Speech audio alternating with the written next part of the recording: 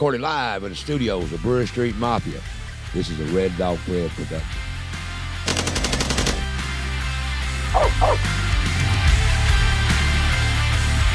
And now, your number one rated show, The Mike Weatherford Show.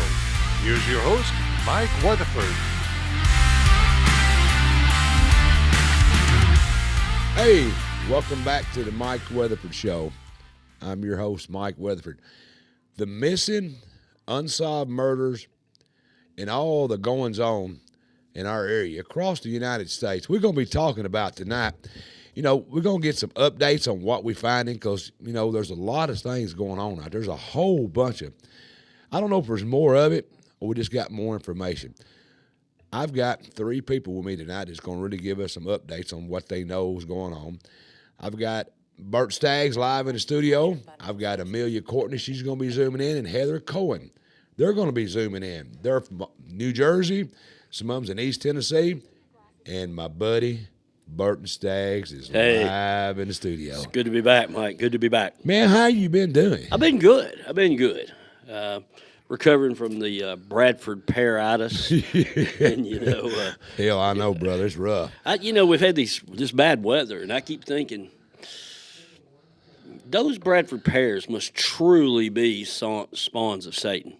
They are. survive. They're trying to get rid of them. Yeah. You know, when I had my house built, we filled my yard full of them, and they just busted into, just tore all to hell. And I cut them down. They're out in the woods. They're everywhere now. For hybrid trees, they reproduce. They're everywhere. We need to get rid of them. We do. But, You know, Burton, you and I have been doing shows together for, 2 or 3 years now. Yeah. We do everything.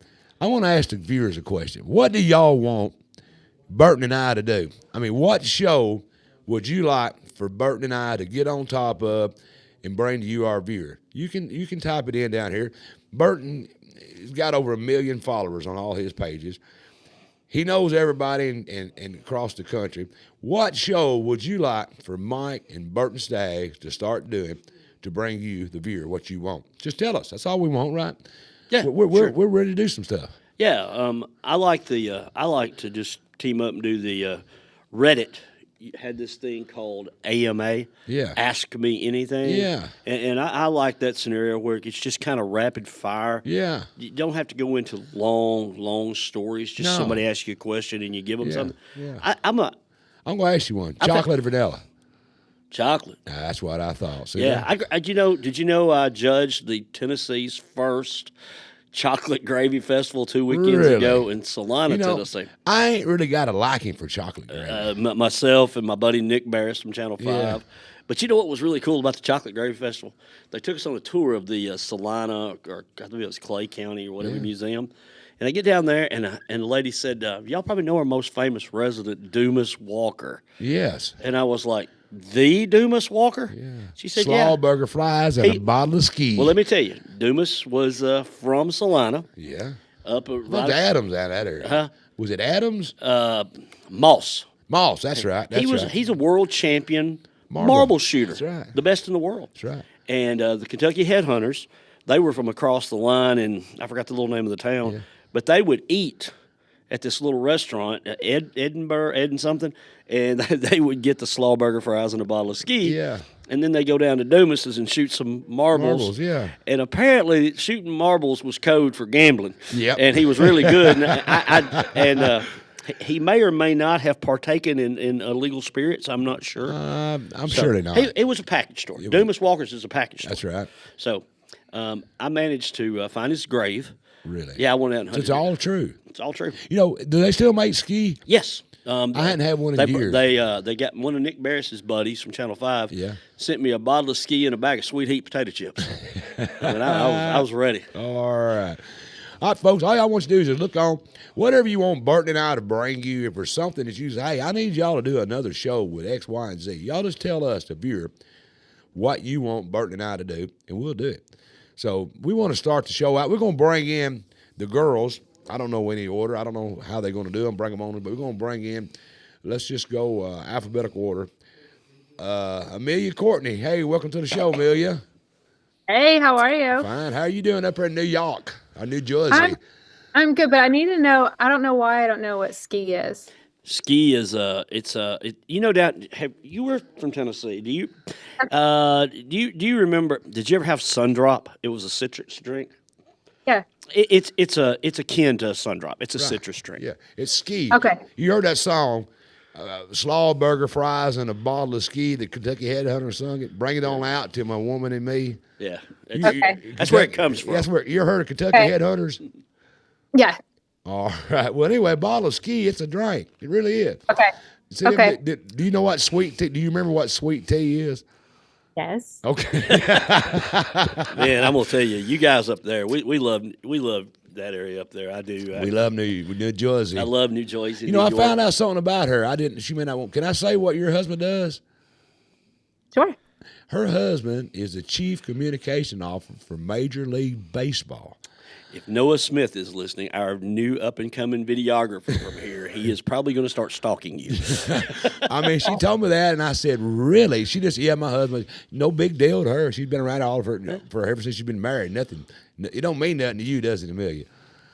He's worked for baseball for the commissioner for over 30 plus years, maybe close to 35. Yeah, that's a pretty important job. Well, gosh, that was before you were born. Yeah. Well, close, not quite. She's like 20 now. know. Mike, have you looked at this screen? Yeah. It looks like Beauty up there and the Beast. It does. We are Beauty and the Beast over here, and let's bring in. And I'm the not other- talking. I'm not calling them the Beast. Well, I thought you said I was Beauty. Let's bring in Heather Cohen. She is with. Well, she was. There she is, Heather. Now she's upside down. There she is. Hey, girl, welcome to the show. Heather is quite possibly upside out. Yes, she is. Welcome to the show, Heather. Hi, how are you today? Doing fine. Hey, where you at? You're not in your house. Where you at? I am doing surveillance. I have spent 18 hours a day in my car for the past 3 days. I'm surveilling a huge celebrity. Everybody would know his name if I said it, but I cannot because that's confidential. But I'm kind of a fan, so it stinks because I can't approach him and ask for his autograph because then I'm So you are working and zooming in with me. Well, I appreciate it. That's pretty cool, ain't it? Can you think about that? So are you in Tennessee? I am. Okay. I'm not going to ask you what town you're in, but I know you're. I'm in Nashville. Oh, There's okay. plenty of celebrities here. I don't think That's right. it's going to give it away. Well, you know, one good thing about it, I was going to make sure you wasn't in Paris. Because if he was, the only celebrity we got here is Burton. I said, Burton, they got somebody watching for you out Oh there. no! You guys got Right. it. You got it. So tell me something, girls. Heather, tell me, Amelia, you've got a missing person case that's really close to your heart. I want to get that on out to let these people hear about this one. Who is this? And they'll put the pictures up in the back. Tell me a little bit of background story and who this guy is and all about him. Okay. Yeah. So Nicky Avent, we actually went to high school together. He was a couple years younger than me, but he went missing on February 23rd. He and his wife, they live in Hickman, Kentucky. But it goes back into January. He had an episode at like 3 a.m. He woke up and he was having like a paranoid schizophrenia type episode. And so he thought someone was in the house. He thought people were watching him. And his wife said he just wasn't acting right. And by the end of that day, she had gotten a phone call from the police in Union City, Tennessee, that he had had an episode, and I don't know what that quite means, in the Applebee's in Union City.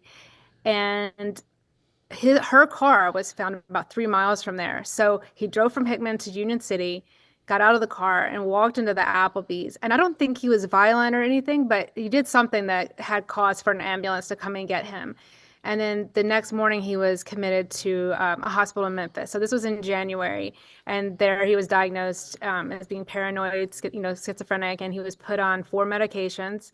And then in February, he was doing well, and he was back at work. He worked at Waymatic in South Fulton, and he was back at work and doing well. And then on February 23rd, at like 4 a.m. again, it was like super early. He woke up, this was a Sunday, and he got dressed and he had on shorts and a t-shirt. It was cold. And she said she heard the door open. They had been talking and he wasn't acting right. She knew something was wrong. And he walked out the door at 4 a.m, February 23rd in Hickman, and hasn't been seen or heard from since. So you grew up. you grew up in Duketon, South Duketon, or Duketon? Where'd you grow up at over No, here? South Fulton. South Fulton. Yeah, okay, Fulton. That's why I said Duketon. So you went to school with this guy. Yeah. So that's why you're really working on this case, trying to help out. So he's missing. Was he still living in Duketon, or was he living in Hickman at the time? He was living in Hickman. Okay, which is not too far away there. And how Right. long has he been missing now? Since February 23rd. So we're a little over a month. And they've got no idea where he is. Nobody's seen him or no. No, they were hoping maybe he had been committed into a hospital, and they had been trying to find out. And the police have been working really hard. I've talked with someone, and they don't even know what to do next, because ironically, rehabs and mental facilities have more HIPAA laws than anywhere else, as Really? far as Yes. even letting police know Yes. if he's been committed. So if he's been committed, I think this is really, I understand the HIPAA laws and why it is so private, but people are looking for this guy. Like, police are looking for him. Everybody's looking for him, and they don't know if he's, wandering around somewhere confused because he hasn't been taking his medications. What kind of guy was he when you went to school with him, Amelia? Was he just an average, Yeah. just typical guy? Yeah, this was, gosh, it was over 30 years ago. So I don't really remember that much. I mean, even as small of a high school it was. And again, he was 2 years younger than me in school, 2 grades younger than me. But yeah, a nice guy, a nice family. I well liked, and everybody I've talked to about him over like his current age and everything. Everybody says he's a great guy. I talked to his, people that he worked with, Right. and he was a great employee, good at everything. Like, he never just missed work. But, when he didn't show up on that Monday, they knew that, he was missing. And his family, the brothers, they have a bunch of brothers and cousins, I believe. And they are saying that they talked to him, and he was supposed to go to Paducah, Kentucky, and the brother was going to possibly drive him, I guess. Right. But he didn't show up. Is he? Did he have a job? Was he working, or was he? He worked at Waymatic in South Fulton. Okay, so he's whatever him missing is not normal. So he has a job. So he was typical like everybody else, getting up, going to work, doing what people try to do now is just get by. Then just went missing. Just boom. Yeah, and I think, obviously the mental health piece of it is probably the big piece of it, but just, he's just vanished, and they, Are they expecting foul play? I don't think so. I think they're just looking for him. I think, like I said, he left on foot. Did he do drugs? Was he known to be a drug addict? No, when there was a small amount of drugs in his system when he was in the hospital in January. I mean, like a small trace amount, but I mean, what? Do you know what it was? Yeah, no, I don't know what it was, but it wasn't anything. And he's not a known drug user or a drug addict, or, I mean, hell, we probably all have a little trace of drugs in our system. It's in everything, yeah. Yeah, you're right. It does. Yeah. It does, yeah. They say with everybody taking so much lower tabs and painkiller and it's just in everybody now. It's everything we get. So they don't have no idea. His family has no idea. Nobody has seen him since when now? Where was he last seen? In the hospital? Oh, in his house with his wife on February 23rd. So he was committed in January for 10 days, I guess he was in the hospital. Right. And then he was released, and they had him on medications. He was doing great. He'd gone back to work, was really doing well. And then somehow he woke up that morning on the 23rd at 4 a.m. on that Sunday, and he wasn't himself. He was back to being very paranoid. He thought people were outside looking in his windows. He was opening doors, like looking in closets, and he thought someone was watching him. So he, his wife was trying to calm him down, and she heard the door open, and he was gone, like in shorts and a t-shirt in the freezing cold. And yeah, it was cold back in February. So so nobody has seen. I mean, that is weird missing, Burt. It is. Is that normal? No, it's not normal. I mean, but people, when you said paranoid and schizophrenic, they can do things that aren't normal to us, but to them, it's part of the delusion, So, Right. My thought is I wonder. I guess the next big city would probably be one of the Kentucky cities. Probably Paducah, I would say, to be. Paducah's not very big though, but Well, it's pretty good size. is it now? But Amelia, are you thinking possibly besides hospitalized? Maybe I don't want to think the worst, but my other thought would be blended into the homeless population somewhere there. And That, I mean, that's a possibility, but if he's not in a hospital somewhere, I do fear the worst if that's not the case. And I think the only way for them to find out for sure is a court order. And I don't know how they would go about getting a court order to find out if he is somewhere. You know, that HIPAA laws, when I was a child growing up, younger, up till relatively not that long ago, the newspaper printed who was in the hospital. oh yeah, You know, that's how you knew your neighbors was sick. My mom would say, hey, I just seen Miss Spalding's in the hospital. So we need to go over and carry her husband some supper tonight. What are we trying to fix? Anybody wants to chime in, any of y'all, what are we trying to fix with all these damn HIPAA laws? If I'm in the hospital, I want y'all to know it. You know, bring me something. Well, what are we trying to fix here with these crazy HIPAA laws? I don't I know.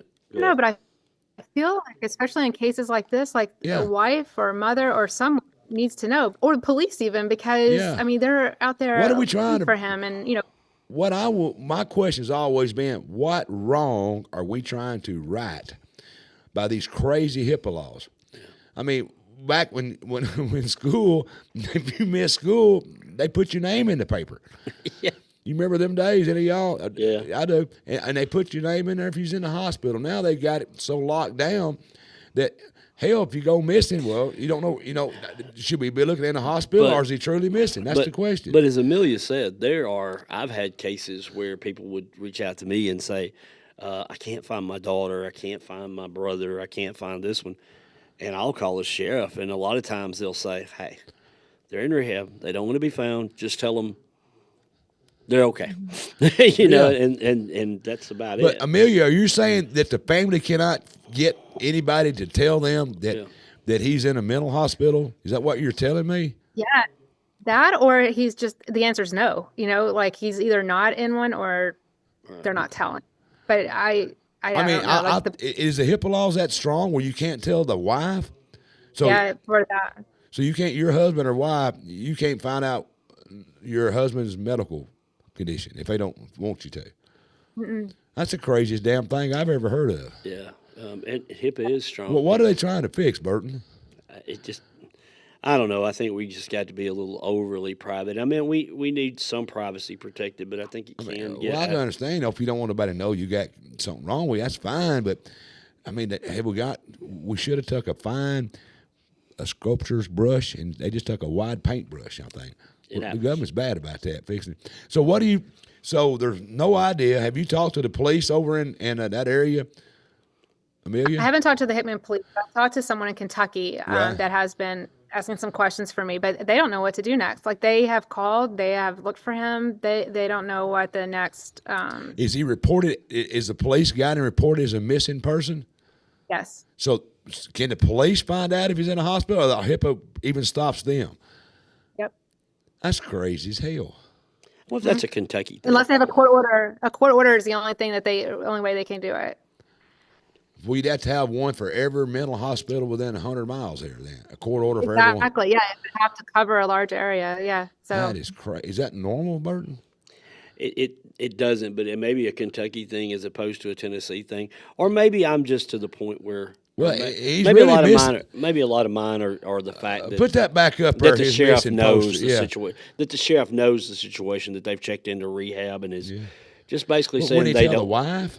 You know what? Wouldn't he tell the wife, knowing she's sitting there worried to death? I would think. Knowing most of the sheriffs I know, they just say, "Hey, we know where they're at. They're okay." Okay. You know. Well, okay. Is he missing from Hickman, but he was still living in Duketon? Is that correct, Amelia? No, he was living in Hickman, but he was, last seen, like the first hospital he was in, because he was found in Union City. They took him to Memphis. And then this time he disappeared. I mean, he was working in South Fulton, but it was on a Sunday, so he wasn't going to work. So he walked out of the house in Hickman, Kentucky, and just disappeared. Just disappeared. Now, nobody's heard a word from him from February 23rd. That's March. So he's been missing. He's relatively, in the scope of things, a quick missing. He's not that long out like some of them we cover. It's been missing for years and years and years. This is still fresh. Yeah. Heather, you know anything about this one? I don't know about this case. This is the first I've heard of this one. It's kind of weird, ain't it? Is that normal for that the family can't get any information from the hospitals if he's checked in? Yeah.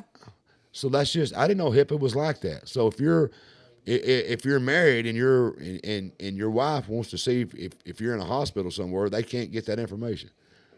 The only way they could get it is if when the patient checked in, that they signed a release, they'll ask who they're allowed to give information to. And if that person's name is not on the list, they don't get information. Do you know what what wrong they was trying to right with all these laws like that? Well, yes. I mean, they're trying to protect sensitive information.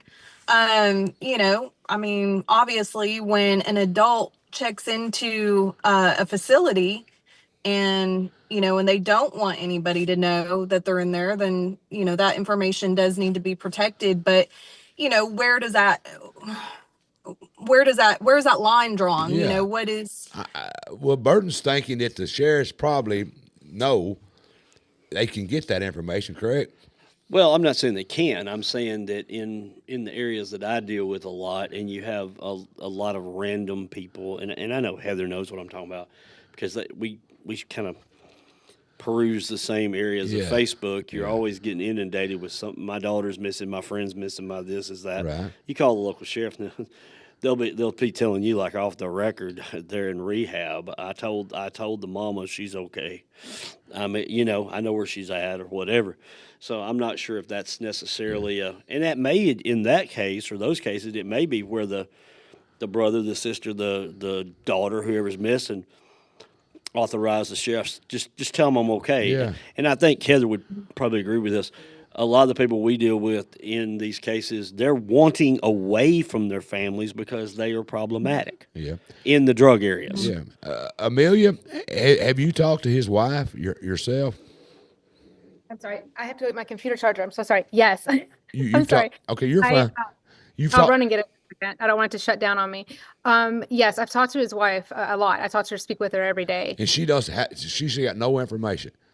No, she's a mess. Like she's a mess because she can't find, she doesn't know if he's wandered around somewhere. And to Heather's point, if he's checked into a hospital and he's completely delusional or has no idea what's going on, because he's not on his medications, that creates a second problem. I mean, like he doesn't even know. I mean, maybe there's an off chance he's somewhere and they don't know who he is. That's I don't right. know. Yeah. That's but still, if they do know who he is, they don't know what medication he's been on. They don't know anything about him. Maybe he was just doing something that got people's attention in another town. There's a lot of towns around here. He could be in Nashville for all we know. Got on 24 up there and drove to Nashville, or could have went north up into Kentucky. Illinois, and he's in a hospital up there, and he don't know who he is, or I don't know the whole story. But there's got to be a way for his wife to get some information from these hospitals. Where does she think happened? Does she have what is she thinking? Did she say it? Well, I think her hope is that he's in a hospital somewhere. Because the first time, like I said, he was in Union City, and there was an incident at the Applebee's. And they called the hospital, called an ambulance to come get him, and then that's when they took him on to Memphis, and he was hospitalized for 10 days there. And then, like I said, he was doing great for a month on his medications, and then boom. Was he any reason to believe anybody get anything against him? Foul play, maybe is the word to use. Is there any evidence of that, or just anything there? No, I don't know. Like, he believed someone was watching them. He believed someone was in the house. So he definitely was having an episode. And I don't think he had any enemies from what I'm finding, from who I've talked to. Like, he doesn't, there's no reason someone would have purposely come after him, I don't believe. My fear is that he took off walking, and it was so cold that he wandered somewhere because he was scared people were watching him and following him. Yeah, so he would have hid. Yeah, he that's right. And I'm sure they've looked for him as authorities done a search around that area and stuff. And yeah, I don't know if they've done like a full search, like, where people have come in and like really covered much ground, but I know that, they've looked for him, and I know that the police are concerned, and they don't know even what to do next. That's something, Bert. Well, you get into that, he's an adult. So technically he has the right to leave on his own. Yeah. So they battle that, but the fact that he has, see, here in Tennessee, he's missing from Kentucky, right? Not Right. Tennessee. We have we have the ability with our silver alerts now. TBI got it passed through the House. If we have a person who doesn't have the ability to return home because of, say, a condition like his, we can do a silver alert, and those that used to be for senior citizens, Right. But now it's for anybody that has a medical. Kentucky, what do they have on that, Bert? Do you know? Man, that Kentucky that state line right up above us changes everything for me. It does. That's a I can tell you about Commonwealth. Alabama, but I can't tell you much about Kentucky. I know it's kind of different. So, Amelia, we don't know if it's a missing person. Is basically what we think, but I think you might be onto something. If he was having schizophrenia, and Heather, you can come in any time on this because I'm sure you've been in a lot of cases. What you said makes some sense. I hate to say that, but if he was thinking somebody was after him anyway, he's not going to go to crowded people. He's going to try to get away from people. And he might have got somewhere and laid down, and it was kind of cold, and he didn't have no clothes on. That's not sounding good. That's one thing that could have happened. But it's hope and pray he comes back alive somewhere. Somebody shows up. But what you're saying could be what happened. Heather, what do you think? Listen to what you're hearing. What leads you to believe? Have you dealt with this kind of stuff? I feel like I mean, I don't know anything about this case, Right. but your idea of him ending up in the homeless community felt pretty plausible to me because, I think that the majority of our homeless community are people with mental illness who Yes. have had some sort of break. But without clothes on. I mean, he went out there just with shorts on and a T-shirt, and it's cold back in February. Well, Well, that's true. So But I guess that somebody it may would have. be. Yeah. Sorry. No, I was just saying somebody could have given him something. Yeah. And they take care of each other, and other people take care of him. And if They's he thriving, so they doing and something if right. he was is the word manic? Does that fit? If he was having that much of a break or an Yeah. episode, so he may not. As I think Amelia alluded to, he may not even know to tell them who he is. So Yeah. so they could have just helped him. He didn't have no ID with him or nothing. Just walked out, just got out of bed and shorts and a T-shirt and took off. That's something I haven't asked her. That's actually a really good question. If he had his Yeah. wallet with him or not. It could mean a whole lot if he had his wallet. Yeah. But Yeah. y'all both got some good ideas. I mean, he could have just blended in with the homeless community. I want to think that's what happened, or he's in a hospital somewhere. I don't want it to be where he just was hiding from somebody and maybe got under a car. I don't know. I'm crazy, but in a different kind of crazy. Myself. I don't know if he would have. Could have been hiding from someone and just froze to death. I mean, it don't take long, and It it's doesn't down. take long with this No, kind of weather. this kind and of he weather wa- we've and been he having. obviously wasn't prepared for it. No, he wasn't prepared for it. I mean, the human beings are not prepared for that now. I mean, sometimes these studios lie ice cold. You can hang meat in here. I believe I'd die. But it's and the sad part is I don't think that word has got out, Amelia. I don't think it's out there big time. Is there a reason why this is not national news or anything, or is it just because it's new or what? Because I don't think it's out there much. Yeah, it's on social media, and I know that the Kentucky State Police have put it out. They've Good. put a photo out, and like as a missing person. But it's in Kentucky, so maybe that's why you're not seeing it. Yeah. Yeah, but I mean, we're right there on the border. Henry County. I'm on the border of that, and Dukedom was where he was from when you grew up with him. That's in Tennessee. I mean, that's just right there on the line. But we're going to put it on my page. We're going to share it, and I want all my viewers that when we post this, be watching for it. I want you to share it, and let's find this guy. I mean, he's got family. Does he have children, Amelia?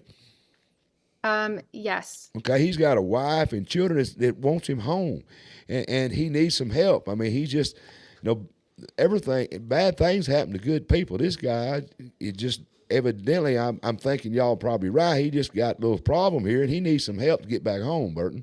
Yes, he does. That's all he needs, just somebody to help this guy get back to his family where he can get the help and all he needs. I think that's what it is. I think we just need to share this more. Don't you agree, Amelia? I agree. I know, like I said, it's on social media, and like the high school, South Fulton, like everybody I graduated with, have shared it, and the grades below me. That's who reached out to me. That's how I found out about it.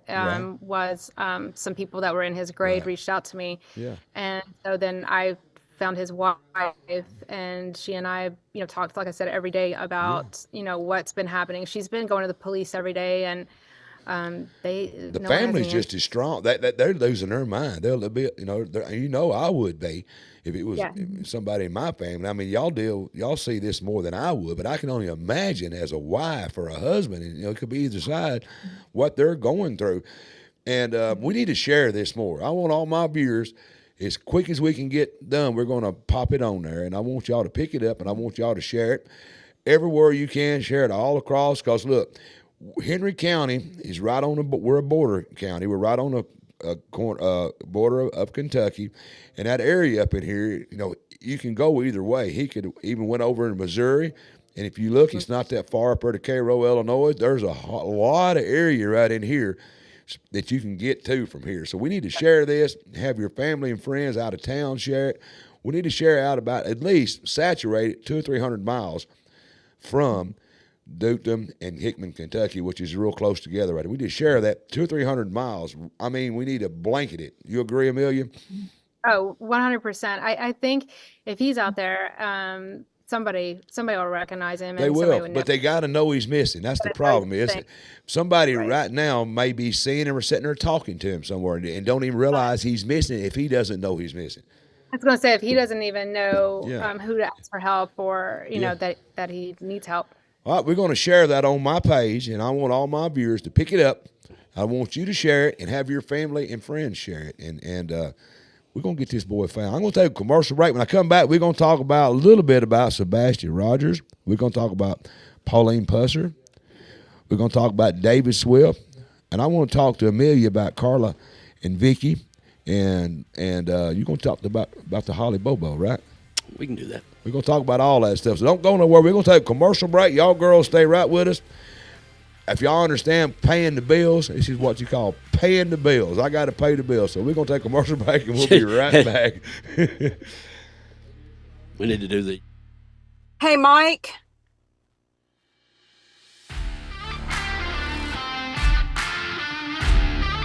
Charter Senior Living, located at 350 Volunteer Drive, is a premier community for seniors interested in pursuing life, energy, and purpose. We have restaurant-style dining, life enrichment programs, social activities, local scheduled transportation, and a beauty salon. We show respect to our veterans with a wall of honor. Our mission at Charter Senior Living is to enhance the human spirit. For more information about Charter Senior Living, call us at 731-644-9680. Is your tank on empty? Come to 54 Fuel Mart, located at 1213 A Westwood Street, for the best prices on gas. What about your other tank? You know, the one that is growling? 54 Fuel Mart has you covered for that as well. Check out our fried chicken, wings, pizza, and many other items to satisfy your hunger. On Tuesdays and Fridays, you really need to check out the fried fish. We also have a selection of freeze-dried candies, along with an entire aisle of candy bars and other sweets. Is it raining, or do you just not want to get out of the car? We have a drive-up window for your convenience. We also have dyed diesel for use in your tractors and other farm equipment. We have parking for big rigs, and our business hours are 5 a.m. to 10 p.m. Feeling lucky? Well, do you? We have scratch-offs, and you can try your hand and the TN Lottery while you're here. 54 Fuel Mart, located at the Westwood Y, Paris. Chad Cox, PLLC, provides representation in the areas of criminal law, family law, personal injury, wills and probate law. Chad Cox serves Paris and the surrounding area. He does not believe in a one-size-fits-all approach to representing his clients. He reviews every detail of your case to ensure that you receive an assessment that is specific to the unique circumstances in your case. Chad Cox is located at 104 North Brewer Street, Paris, Tennessee. Contact us at 731-642-4446. Is this a normal sight around your house in the winter? Then when the hot summer sun comes around, is this something you see quite regularly too? If so, AccuAir is your answer. AccuAir serves all surrounding counties with top-notch HVAC techs to get you in the comfort that you deserve. Call Nathan or one of the highly skilled techs from AccuAir. AccuAir also offers BPU-approved financing for all your HVAC replacements. AccuAir is your #1 choice for all your heating and cooling.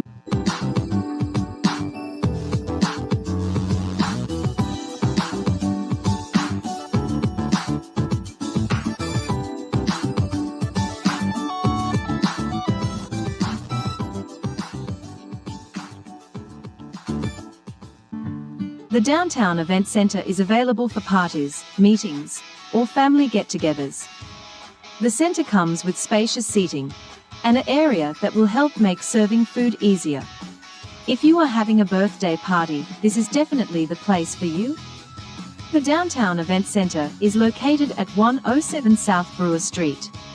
Contact Jessica at 731-642-4992 to make your reservation.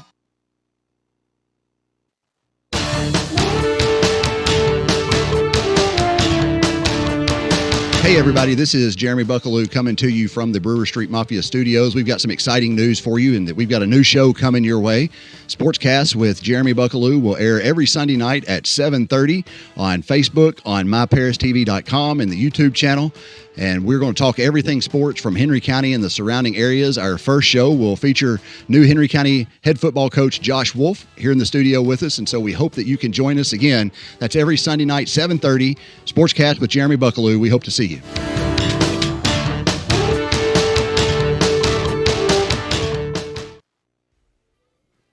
Yeah, I heard from an old bluebird down in Kentucky, you don't love me no more.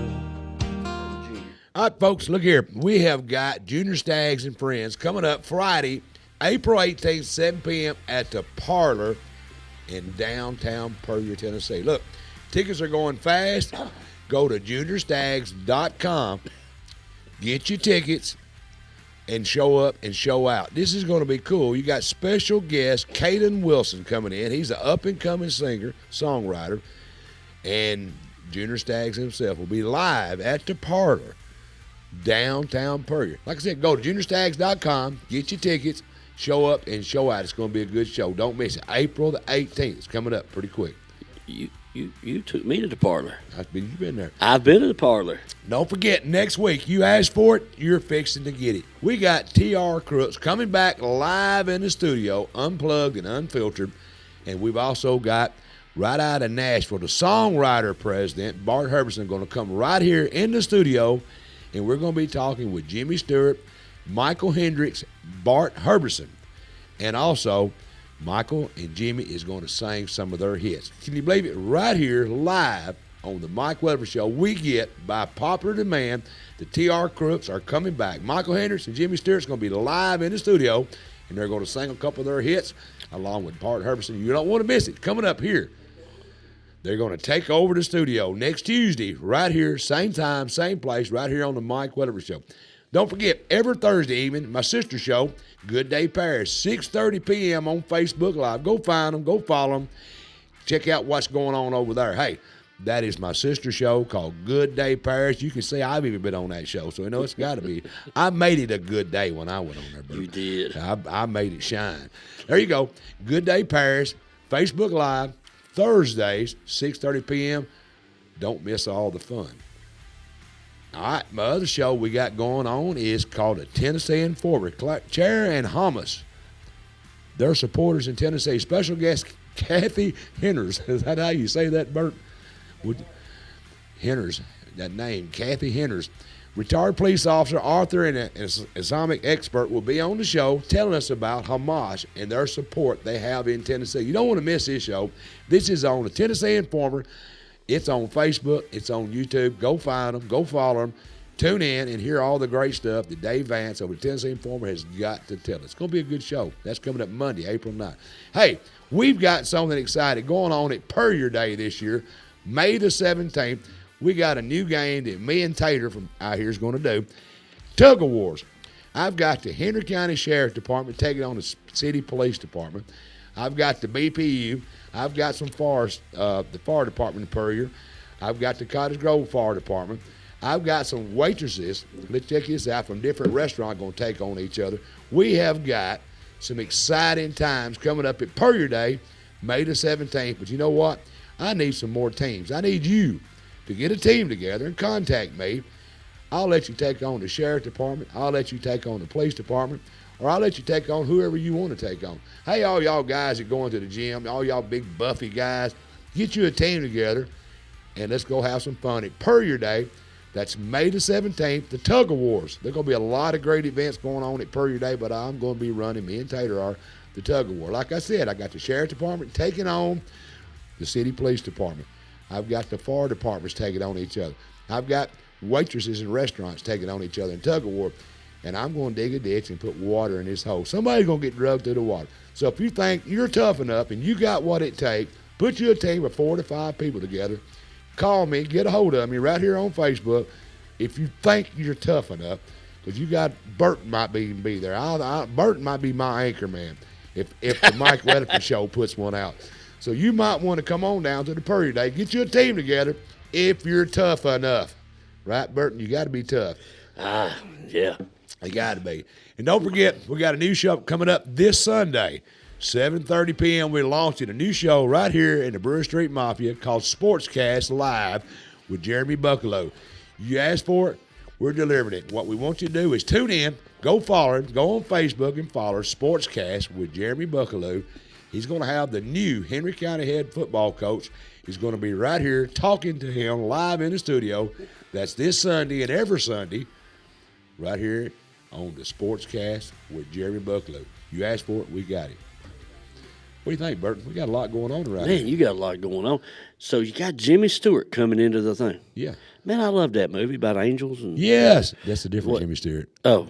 It's a different one. one. I was going to drive up here if that Jimmy Stewart. Well, this Jimmy Stewart here's even better. Oh. Well. This dude right here, man, is a legend. Him and Michael with the T.R. Crooks is a legend. Really?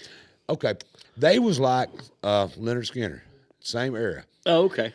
One of the brothers got killed on a train track. And it kind of just took the wind out of the sails of T.R. Crooks. I've got their autographed vinyl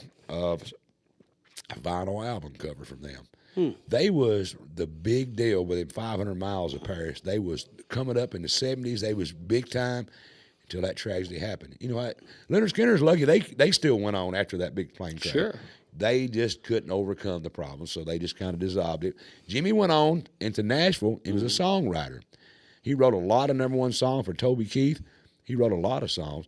Bart Herberson, you know who Bart is. He is an executive producer, director of the Songwriter Association in Nashville. Songwriter Association, yeah. He's coming in, so we're going to have a great That'll be show. a cool show. I'm just thinking about old Junebug Staggs up there at the parlor. Yeah.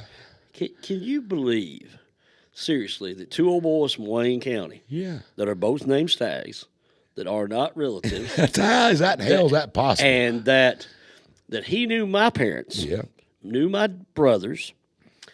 I knew his daddy, knew his mama. Yeah. We all didn't know each other. And didn't know each other. And we have a huge social media following between us. Yeah. What is the odds of that happening here in Henry County? Man, you know, to get 2 Waynes County guys into Paris at the same time and doing what y'all are doing is amazing. The they fact got the same last names. And we never met each other. Grew up 15 miles apart. That's amazing. Now, listen, he's down there in Collinwood, down South Park County. They get Monday Night Football on Tuesday. so is that where they pump in the sunshine? Yeah, they pump in. Well, they got Pumping Station Road. Okay, I mean, that's it truly comes in. Junior Staggs is making an album. I heard that. He's coming on my show at the end of the month because he's wrote a book. Junebug is something. I'm telling you. The fact that he has become a world champion auctioneer and all that, I am so proud. He's singer too. Now his mama says that we may be related, probably somewhere along the line. So we need to check it out. But I'm actually going to take. My daddy told me that sometimes how you be kin is somebody pees in the creek and down the creek you wash your clothes in it. I have a different version of country kin, but that's better. But let me say one quick thing about Junior. I saw Junior the other day at the Singing Barber barbershop. So I have decided I want to take Wilder. It's about a 4-hour drive. I think we're going to go to the Singing Barbers, get his hair trimmed. And, that'd be cool. I think it'll be fun. But all right, we're going to get back to work. Let's get back to work here for a minute. Girls, y'all back with me? Yeah. Hey, all right. Mike, yes. I got a bone to pick with you, bruh. Pick with me, girl.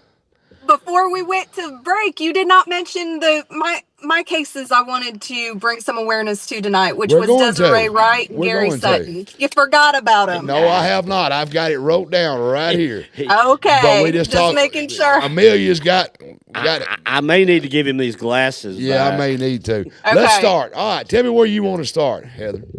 All right, well, let's start with Desiree Wright. Desiree, her case needs some attention. She's 24 years old, and she died March between March 13th Pretty girl and, right there. yeah, Beautiful very pretty girl. She died between March 13th and March 15th of 2021. It's been 4 years. We don't understand why there hasn't been any arrest. There should have been. By now there should have been. I'll give you a little bit of backstory on it. Desiree was in a halfway house called Hope House. She was released on March 8th. She was released on March 8th. And she went home to her mama's house. She had a disagreement with her father, and she left on the 10th. She went to stay with a male friend of hers that they call Mr. Danny, and she stayed with him. He's an older gentleman, but he stayed out in Union City. She went and stayed with him until I believe the 11th. Now, let me back this up just a little bit. On the 10th, she went and saw her probation officer. She took a drug test. She passed the drug test. She seemed to be on the right track. She went and she was applying for jobs. She was trying to get her life together. And so she ends up leaving Mr. Danny's on the 11th. And her mom is at this point worried, and Desiree did reach out to her and had a very strange conversation with her. I believe on the 13th, she had gotten a new phone, and she had gotten it connected, and she messaged her mom. She said, "This is my new number, save my new number." And then later she calls her mom and she makes a really strange statement. She says, "Let me talk to my daughter one last time." And her mom said, "Well, what do you mean by that?" She said, "You know what I mean, Mom." And they actually had a safe word, and that safe word was pineapple. Gotcha. Well, her mom didn't pick up on it because she was making ham. And Desiree asked her, "Mom, are you putting pineapple on your ham?" And she says, "Yeah, I'm putting pineapple on the ham." She always puts pineapple on the ham. So she didn't think anything of it until later. Then Desiree's sister talks to her, also says that Desiree was acting strange in the conversation. We know that on that night of the 13th, which was a Friday, that Desiree did a Facebook Live. And it was very strange because in this Facebook Live, which I've seen this video, and it is a really strange video, it appears that she is showing everybody these security cameras in this house that she's at. Do you know what house she's at? Does anybody know the house she's at? We do, and that's why it doesn't make any sense that there hasn't been any arrests or anything. So she was at the home of a man named Cedric Jones.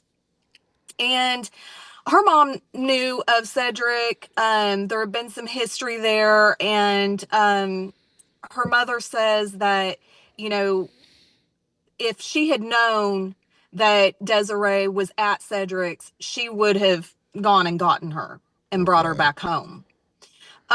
Because there had been some history, and, he just wasn't, according to her mother, he was not a good man. Okay. Gotcha. Well, there were several men there, during the time that Desiree was there. One of those men is now sitting in jail, I believe in Martin, for the murder of another woman. And he was at this same. He was with this girl. He hangs out with Cedric Jones, and he Right. was at Cedric Jones during the time that Desiree was there. Yes. Okay. So, she does this Facebook Live on the 13th, and in the Facebook Live, she actually talks to Cedric Jones, and she's asking him if he has a phone charger. And if I remember correctly, like I said, I've seen the video. It's been a while, but I believe he said he didn't have one that worked for her phone or something. So she didn't have a charger. So then her mother doesn't hear anything from her at all, and she's starting to panic. A day passes by, another day passes by, and she's really starting to panic because she has no idea where Desiree is. She starts driving around, trying to find Desiree, looking for her. And at one point, she didn't realize that she was actually sitting across the street, I believe in an apartment complex, across the street from Cedric Jones's house. Okay. And she sees, I believe she said 2 men, Cedric Jones being one of them, loading boxes up into the back of this white van, which was very, now looking back, it caught her attention, but of course she didn't know. And now the way she tells it, that her daughter was laid up dead in that house, while this is going on. So Cedric Jones's story is that he left on the 13th to go do some job or something. So they say that Desiree was the only one there at that house. I guess he let her stay there. But their story basically is that he left, there's nobody there, they come back, and she's dead. Huh. Right. And she Burton, has you know anything about this case, Burton? I just did something on it like 2 hours ago. I know just enough to be dangerous. Okay. Yeah. Okay. So, anywho, Cedric Jones, says he was not there. But she had died of an overdose. She had fentanyl in her system. So they're trying to put it forth like she's just up in this house by herself using drugs and she died, and then they come back and find her dead. You don't think that's what happened? What's that? You don't think that's what happened? I can tell the way you're acting. What do you think happened? Absolutely not. So there were marks on her body. One of the nurses or someone from the hospital had said to her mother, was Desiree clumsy? Because she had a lot of marks on her, and she had some bruising around her ankle, and allegedly, and see, now the problem with all this is that none of it is documented in the coroner report. The only thing of significance documented in the coroner report, which I haven't seen, so this is secondhand information, but from what I'm told, the only thing really documented in the coroner report is the drugs in her system that's the cause of death. But there's no mention of the marks on her body. What does that mean? The bruising. Is that normal, Burton? I mean, you've seen a lot of autopsies. It would typically they diagram bruises or scrapes or cuts or tattoos. Has it got to be so bad before they do? I would think it would depend if they notice it, of course, but they do a pretty good job over it. Heather, do we know who did the autopsy? No, I'm sorry. I don't know that. Well, now I know what's going to happen now. I guarantee you in 15 minutes from now, we take a break, I'm going to go get the autopsy. Do it. I will. Do it. I will, and I'll send you a copy. Heather, somebody reached out to me about this case recently. I'll figure out who it was and I'll send it to you. Yeah. Okay. It was probably her mom. Because she's desperate. She has been reaching out. She's absolutely desperate. Go ahead, Heather. Yeah. Go ahead, Amber. Well, so to go on with the story here, they find her body. She's finally reported dead on the 15th. And her mother finds out through a series of phone calls. She doesn't even find out from the police or the hospital or whatever. She gets a call from a friend of Desiree's who heard from somebody else. It went through like 5 people before it gets to the mother. But the coroner says that she likely died on the 13th. Right. So she had been dead in that house for approximately 2 days. Was they living in that house? Yes, it's Cedric Jones's residence, or was But at that time. Yeah, but he was living there at that time with her. Yes.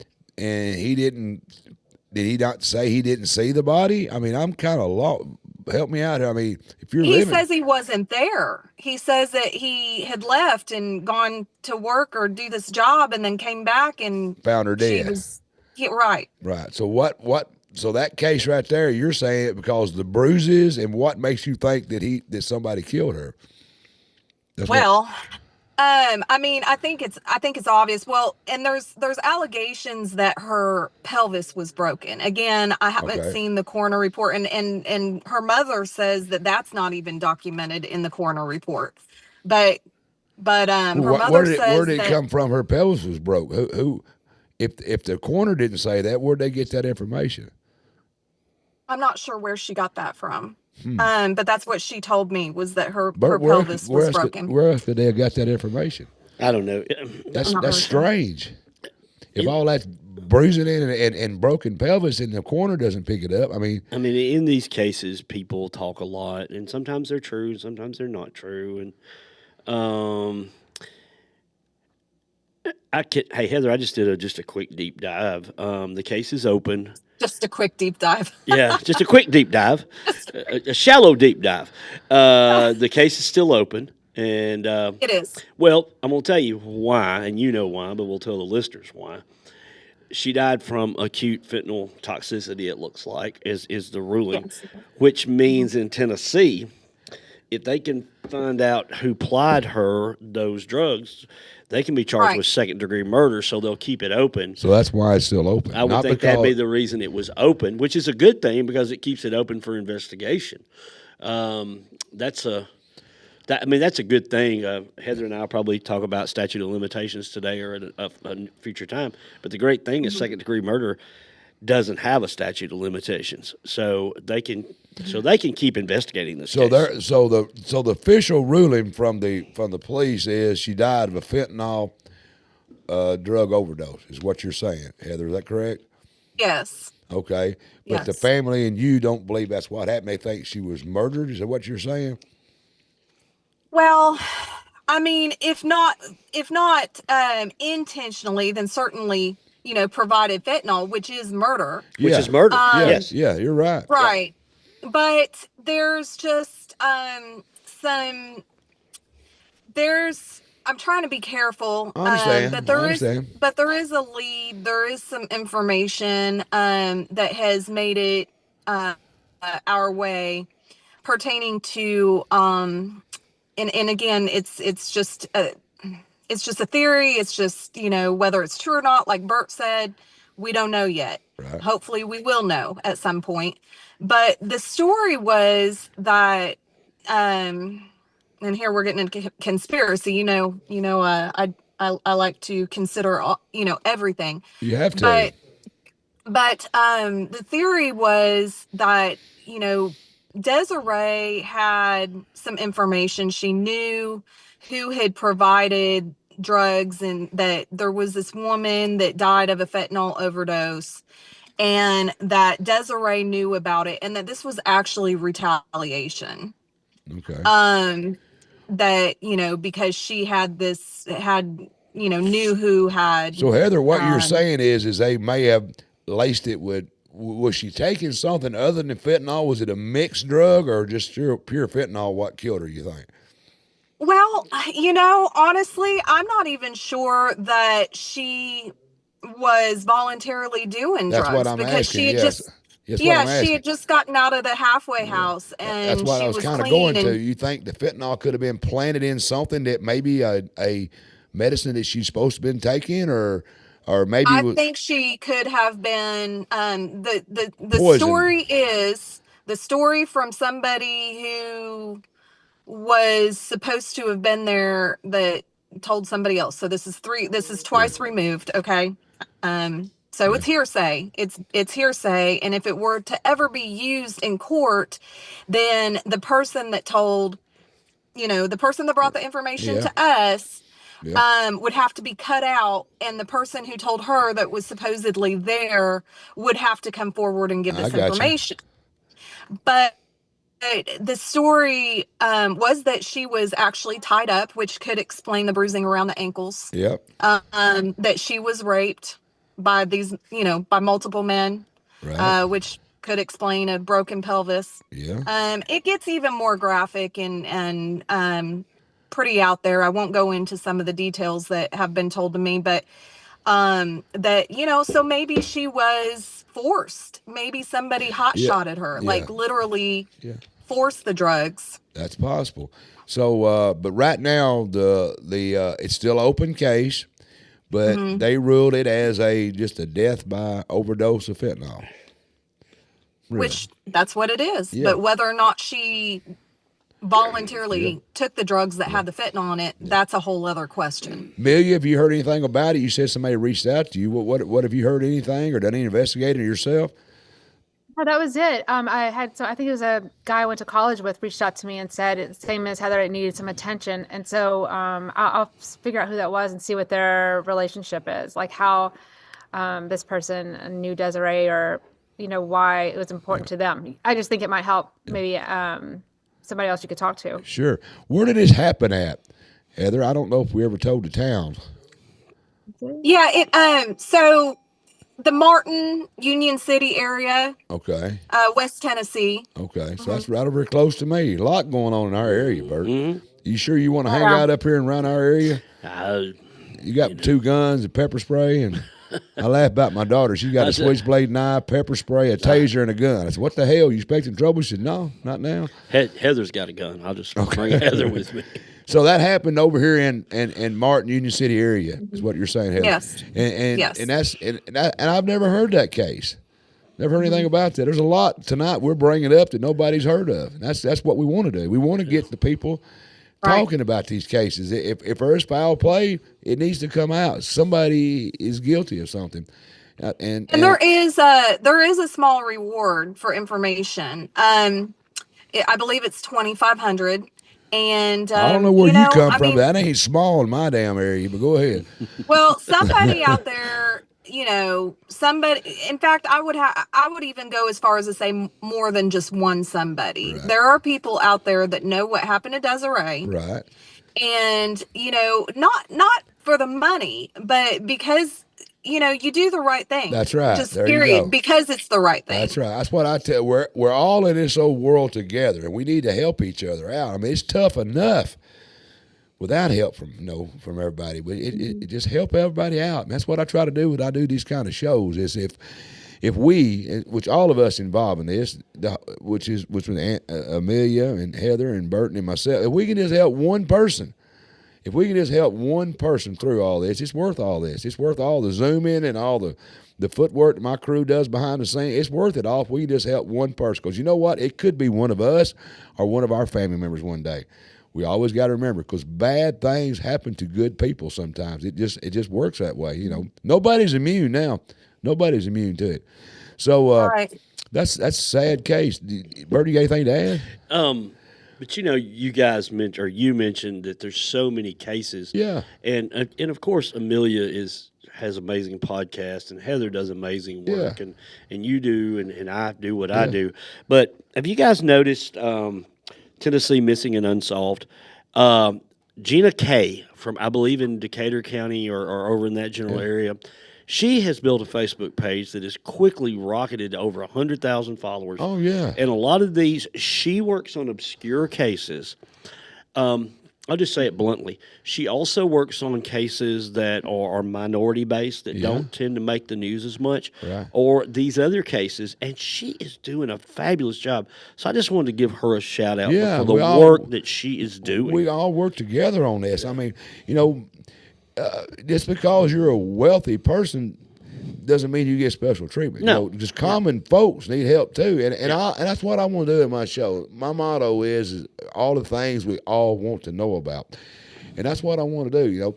I didn't know anything about either of these cases. One of them's relatively new, the one Amelia brung us, and one Heather's doing it for 3 or 4 years old. But if I didn't know about it, how many other people like me, girls, that don't know about it? There's got to be a lot more people that's not even familiar with this case. You know what I'm saying? Yeah. Hey, Amelia, while I have you here, or we have you here, one of my followers asked about Land Between the Lakes and Carla and Vicky. Yeah. Could you give an update? Because they were actually asking about that yesterday. Yeah, sure. First, I want to start by talking about Bart Herbison that's coming on your show. So he's a really good friend of mine, and he was a reporter out of Paris at the time Carla and Vicky went missing. So he had covered Carla and Vicky's case. Yeah, he was. So Bart was a big reporter. I think he did a radio show. That's very fun that he's coming on the show now. I'll mention you. Be sure to tune in and shout him out. I definitely will. Okay. So Carla and Vicky's case is still being heavily investigated by the FBI. Really can't say a whole lot, but it's definitely on the move. Is it okay? It is moving. Yeah, things are going really good with that, and I know like it's everybody else that's watching this is probably rolling their eyes, but I do feel like this is the closest we've ever been to getting an arrest or getting close to. Tell us what you can. Don't leave me hanging, because I knew these girls growing up. My story. I grew up with these girls. Can you tell me what you think is going to happen without getting anybody in any trouble? Tell me what's new. If you can't, I understand. but darn not it. much to say other than I think that this is the closest they've ever been. The most hope that the family's ever had that there will be an arrest. So. Oh man, that's wonderful. That'll be a blessing. I hope that this is the year that they do get the justice they deserve. So. What year did they go missing? 80 what? 81? 80. What was it? 1980. 1980. Man, look at that, Bert. If we could get somebody arrested if they can just get somebody arrested, that's going to bring up a lot more. Whoever gets arrested for this, that will spill the beans. All these empty holes will have plugs in them. You know what I'm saying? One thing I want to say too, and Heather and Burton understand this, but so many people get frustrated with wanting to know the answers from the DNA testing, and I try to explain that whether there was or wasn't an answer, it can't just protect the case. We can't talk about it, right? So everybody, I think, is really, of course, everybody wants to know the answer to that. And one day, hopefully, it'll come out. But as of right now, you can't really talk about it. But I know it's frustrating. I think we did a Nikki case. Remember the Nikki? What was that show about? We did Nico. Nico. Anything new on that one? Anything moving on that one? No. Well, the only thing that is the guy that Monica was, the last person to see Nico, he was arrested on a rape charge, and she went to that court case and she saw him go to jail and get arrested. He was found guilty and he went to jail, and now his attorney is trying to get the case turned over, and so they can have a new trial. But I don't know on what grounds. I think I can't remember what she said that was on. So she came on, I think. Yeah, she came did. on and told you guys. Yeah. We're just trying to see if anything new since she's been on my show. Not since then. No, I think it's just a frustration level she's still having, but that's it. Jennifer Wicks, anything new on that one? They just passed the 21st year, I think. Yeah, 21st. Yeah. 21 years since Bert, they went missing. They know. Just it. I just shared the anniversary. And, that shows that we'd like to get some movement on right there. That them mothers are suffering. I feel for them so hard. That's why I brung them up. I feel for them so hard, and nothing I can do. And Amelia and Heather both would like to help these people. But, all we can do is keep it out there. That's all I want to do. Just keep bringing up them names. Don't let them names die. Bring them names up. You know what I'm saying, Bert? It's all we can do.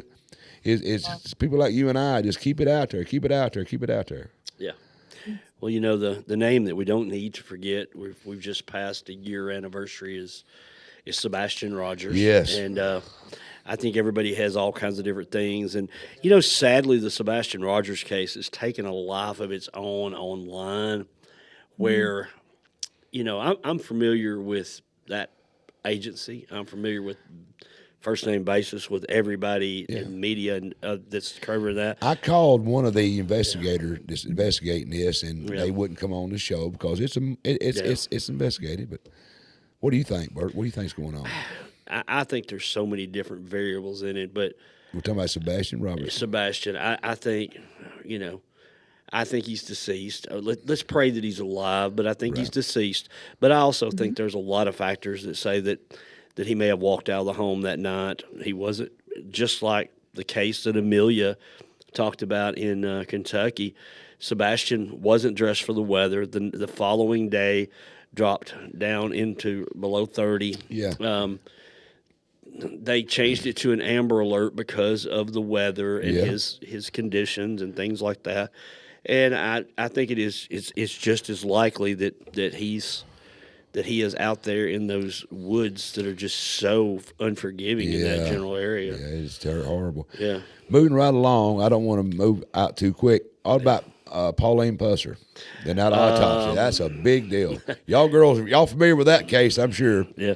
The Pauline, Mark Davidson, the district attorney general, he pointed out in a text to me the other day, and I'm glad you said it that way. Yeah. He said everybody he didn't say it this way, but the gist of it was everybody calls it the Buford Pusser case. Right. It's the murder of Pauline. That's right. Pusser. Yeah. That case, I think, will have an answer to the TBI investigation in the next 4 to 6 weeks. What the hell's taking so long?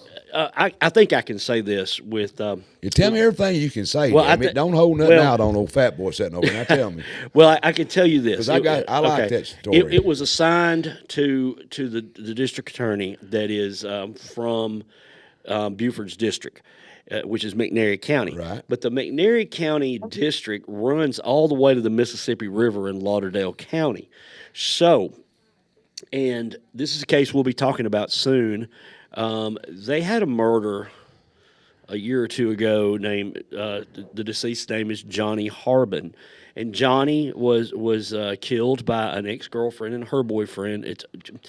It was an assassination, and everybody apparently liked Johnny, but this, for whatever reason, and the defense attorney, and Heather is going to remember this immediately, the defense attorney for Molly is Faris.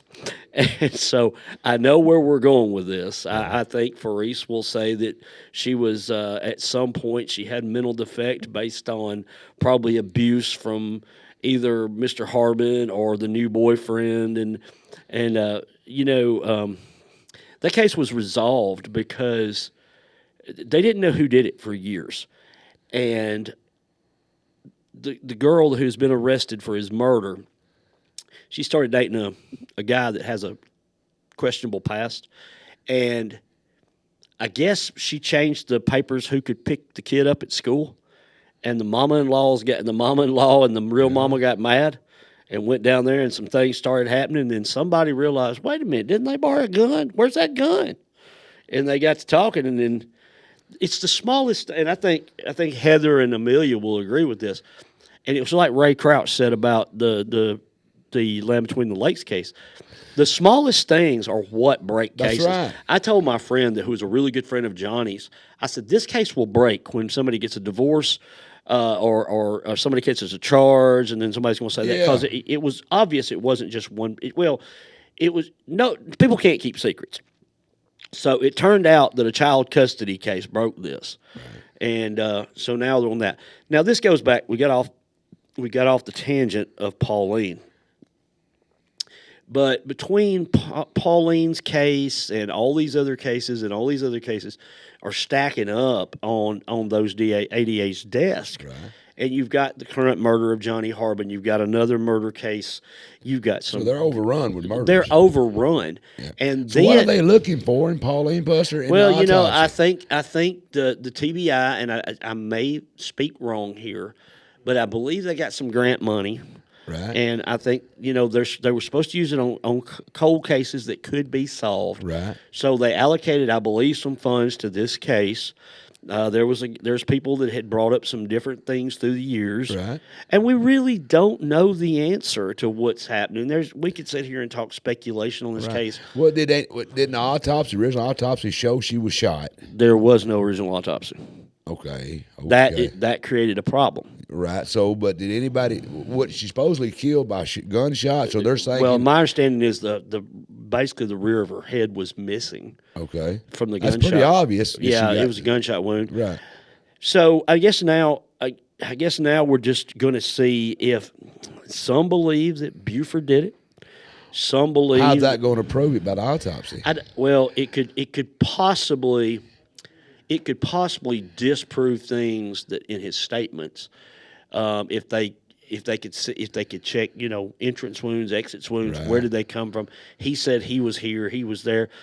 And I told you something, and I'll go ahead and say it, and I'll catch hell down the road for this. I'm sure. Don't get yourself in trouble. Well, I mean, I'm not good. No, I'm not saying I'm going to get in trouble.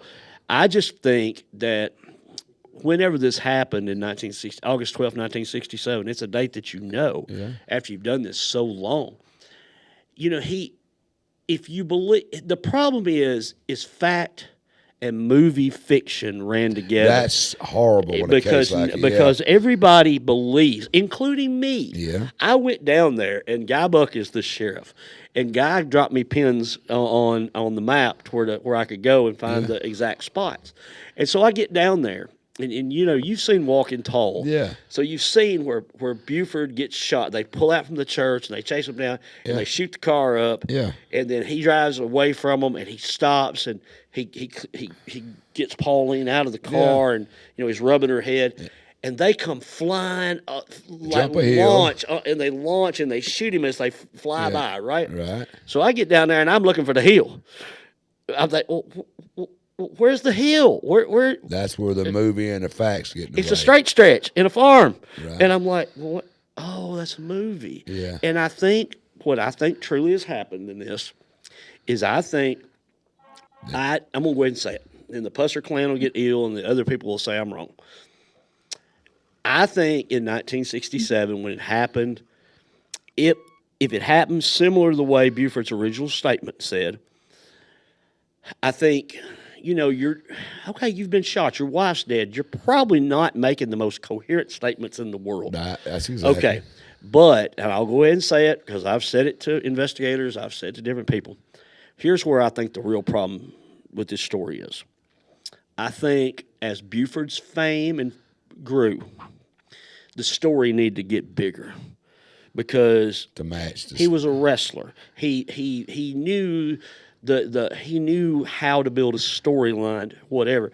Because in the early things, I don't think there's even mention, and I'm sure some of the people will call us and tell us, and I'm not 100% either sure of what happened. I mean, none of us are, but I think that if it happened remotely and it was an assassination attempt on Pusser, I think it probably happened as early described, but then as the years went by and it became famous and then it became Walking Tall, to add to it to make I think it you big. continue to add to the story, Right. and you're telling the story to build the script, to build the movies, to build the books. And Chess didn't make no money back then. No. So he was probably paid well for the movies and the books and everything else. And I think that these became grandiose tales to make the movie better, to sell the movie. And that became, people start comparing those to the real statements.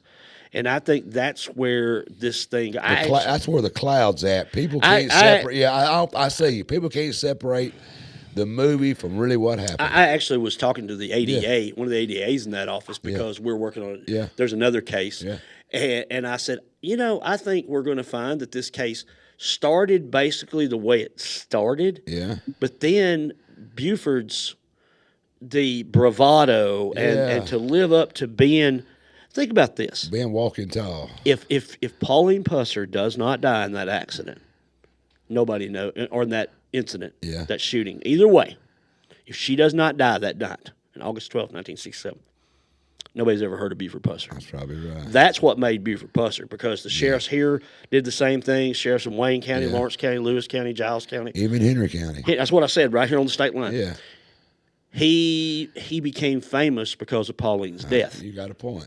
And I think that led to the cloud, because he told these more and more grandiose stories to sell that movie. So we're going to find out when autopsy comes back. Basically, was she shot in the back of the head, and it probably going to look and see if she was choked out or all those things. Yeah, all those things. Okay, there's been so many stories. Good. Okay, but I hope we have it in the next 4 to 6 weeks. Right.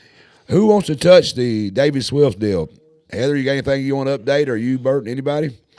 That's you, Heather. I'm not going to say much until we know for sure or not whether it's over. Right. Right. But I will at least say that David is still sitting in the Alabama jail. Mm-hmm. I called Bessemer yesterday, and they have not set a court date. That's sad. I'm not laughing at you. I'm laughing at, have you ever had more trouble trying to navigate a court system than Bessemer and Jackson down there? I'm telling you what. So he's found innocent. Okay, let me butt in just a minute. He was innocent or not? Yeah, he was found innocent of killing her. First degree murder, right? Second degree murder. No, that's you're showing Gary Sutton's case right now. Wrong picture. Wrong picture. You put that one back up. They got that. That's a different one. Take that one off. Go back to the other one you had. They'll get it back in a minute.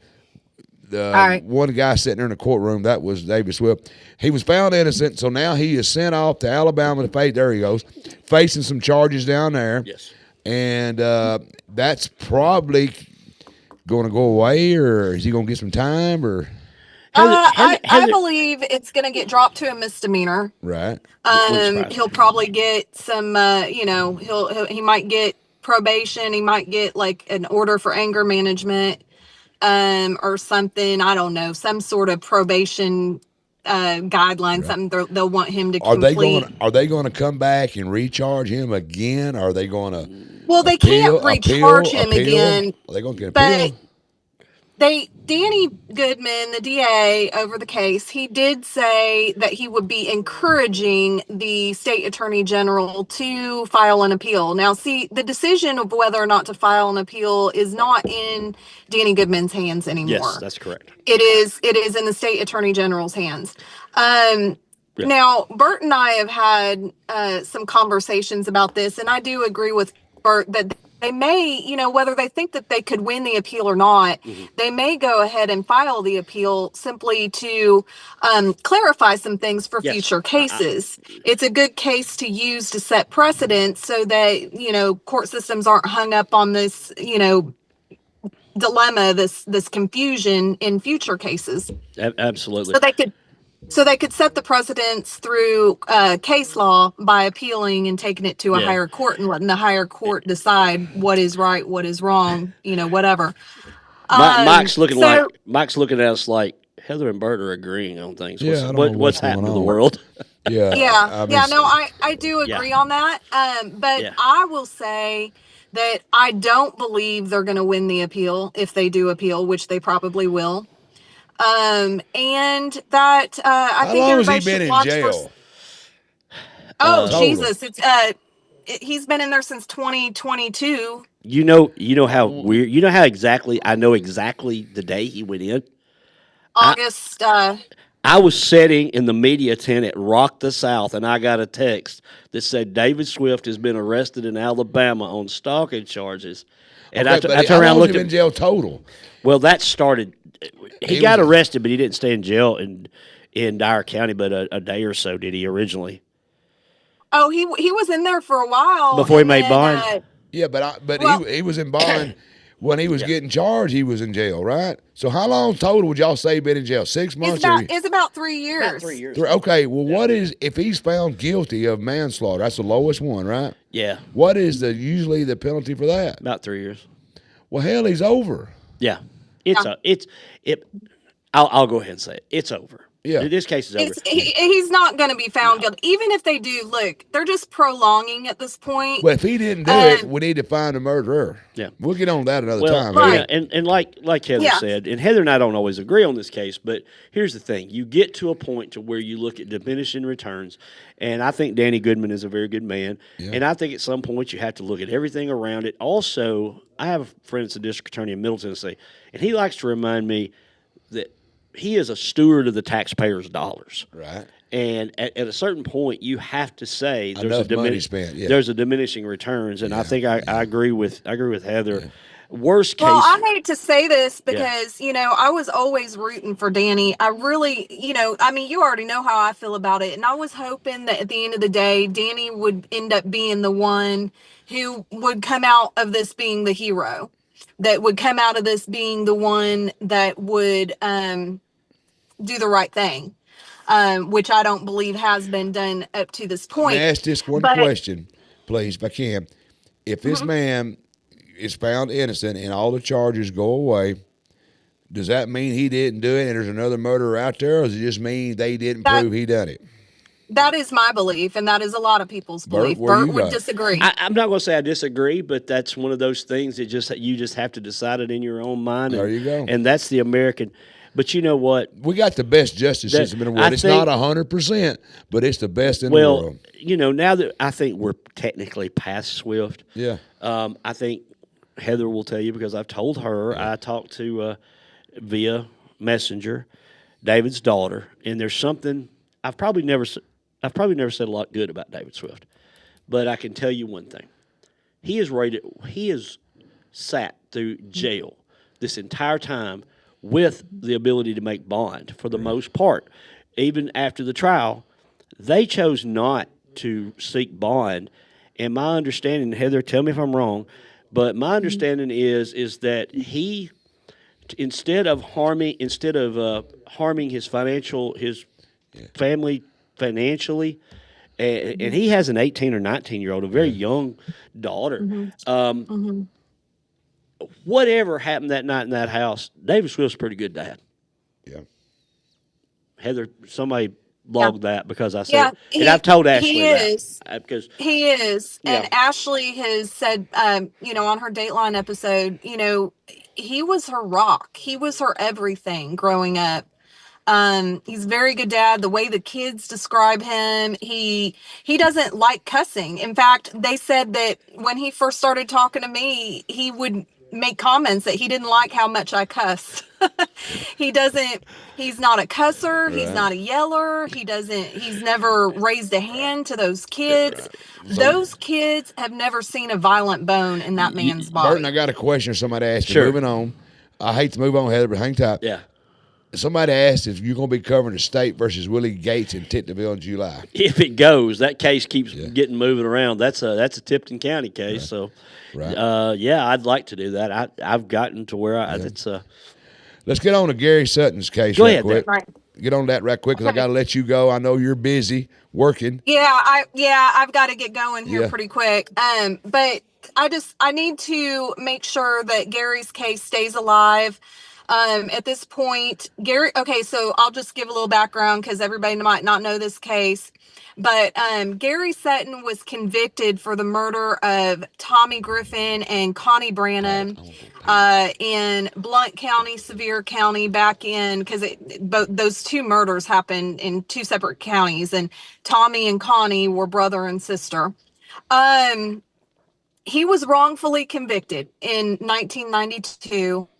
I investigated this case for about 3 years. I've continued, even after, being paid for the investigation, I've continued to help advocate.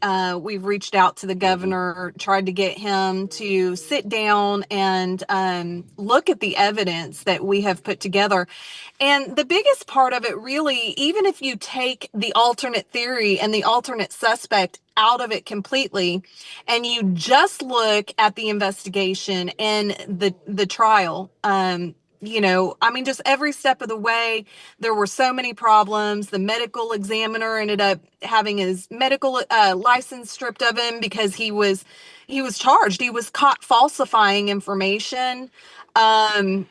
Several of his cases were overturned. Bodies were exhumed to redo autopsies that he had done and testified in. And just there, it caused a lot of trouble for the courts that, the cases that he had testified in basically were all up for question.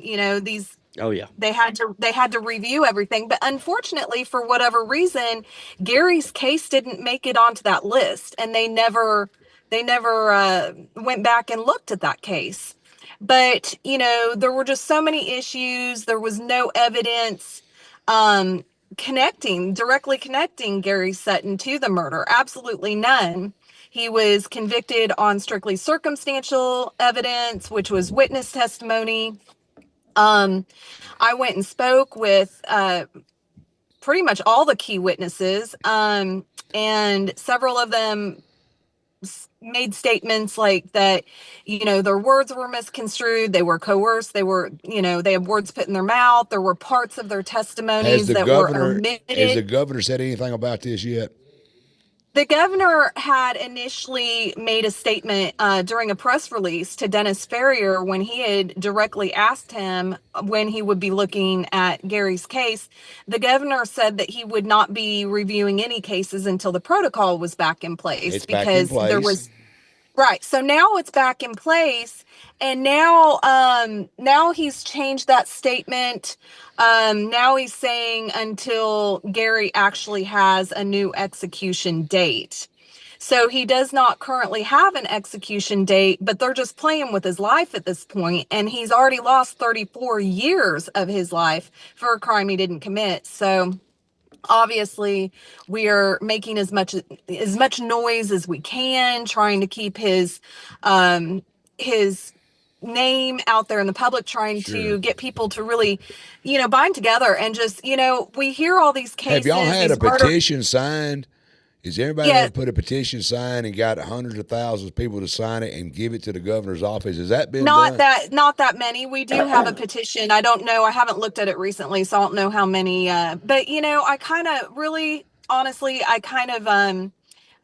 moved on from the whole petition thing because I'm not really sure how much of a difference it really makes to show up with signatures. Like, we can't even get them to give us the time of day. So we'd have to get them to give us the time of day. A lot of times it works in election time, and his is his last term. Yeah, he's out. And he's out, and there's a Republican wanting to run. There's going to be a Democrat run.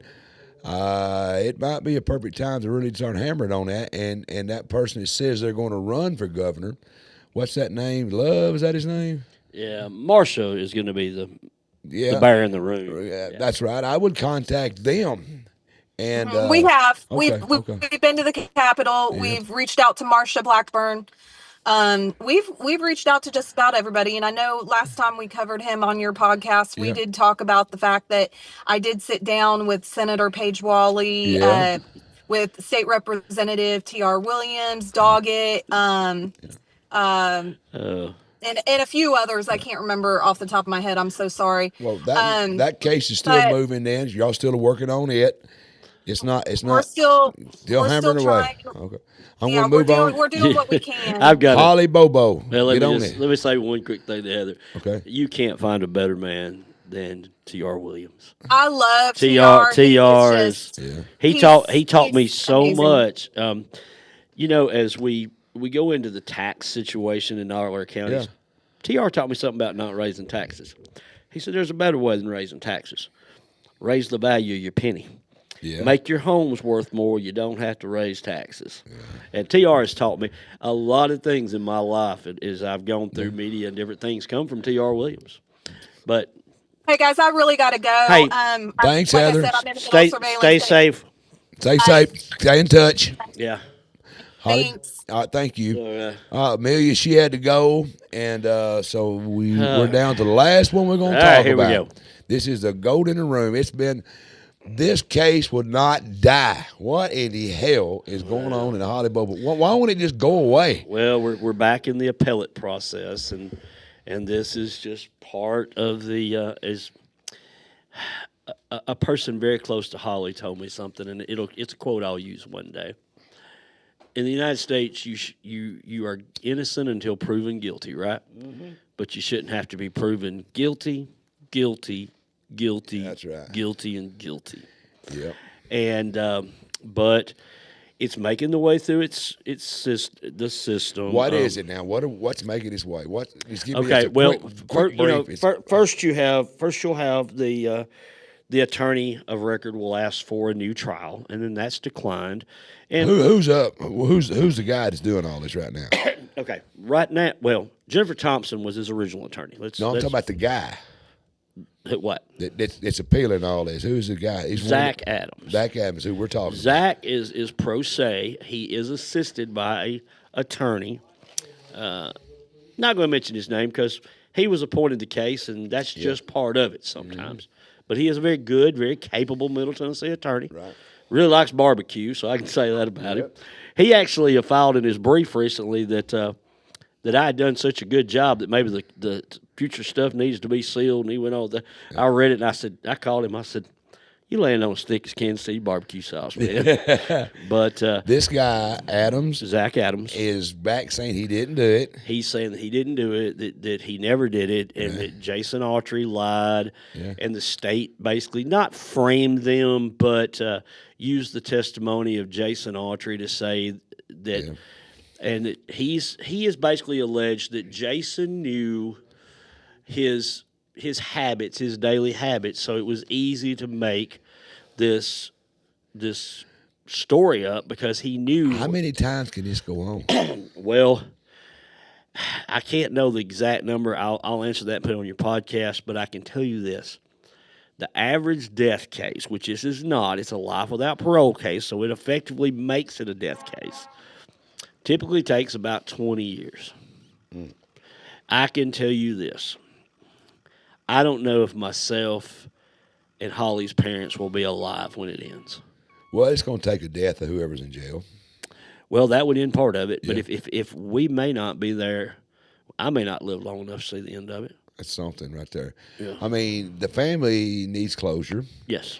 But the guy has got constitutional rights. Yes. I understand all of that. He does. But you just hit it. You know, you're innocent till found guilty, not till you're found guilty. Yeah. It's got to end. There's in this case, can it end? Can somebody say no? It's over. Well, there's mandatory appeals, and then there's Zach could technically end it himself. He could technically say I don't want to appeal anymore. But I mean, can somebody say that's enough appeals? There are.